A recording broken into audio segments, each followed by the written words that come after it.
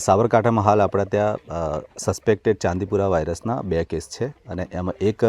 હિંમતનગરનું પીપળિયા ગામનું અને બીજો કેસ આપણા ખેડ બ્રહ્માના દિગથલી ગામનો છે, જેમાંથી દિગથલી ગામના બાળકનું મૃત્યુ થયેલ છે અને જે બીજું પીપળિયાની જે દીકરી છે એ હાલ આપણા જીમર્સ મેડિકલ કોલેજમાં એડમિટ છે અને એનું તબિયત ખૂબ સારું છે.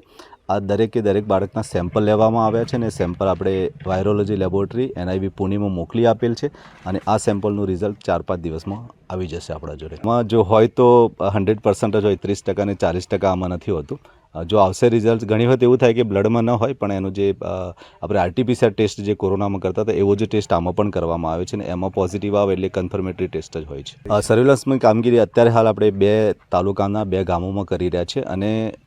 એક એવું પણ છે કે વધારે ન ફેલાય એ માટે જ્યાં કેસ થયો છે અને આજુબાજુના 4-5 કિલોમીટરના રેડિયસમાં આપણે કામગીરી કરી રહ્યા છે, જેમાં પીપળિયા ગામની આજુબાજુના રૂપાલ ગામ છે એ તમામ ગામોને આપણે આવરી લઈએ છીએ અને એ રીતે દિગથલીના આજુબાજુના ગામો પણ આપણે સર્વે કરી રહ્યા છે અને દરેક જગ્યાએ 25-25 આરોગ્યની ટીમો અત્યારે હાલ કામ કરી રહી છે, જેમાં સર્વેલન્સની કામગીરી મુખ્ય છે કે નાના બાળકોમાં આવું કોઈપણ જાતના તાવ છે, ઝાડા છે, ઉલટી છે,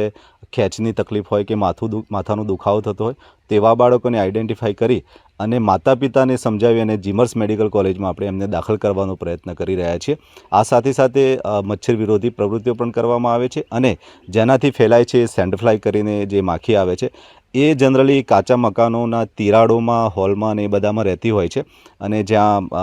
ભંગાર પડેલો હોય એવી જગ્યાએ પણ રહેતી હોય છે. તેના માટે આપણે મેલાથાયોન અને કડી ચૂણાનું મિશ્રણ કરી અને એનું ડસ્ટિંગનું કામગીરી આપણે કરતા હોઈએ છીએ ત્યારે.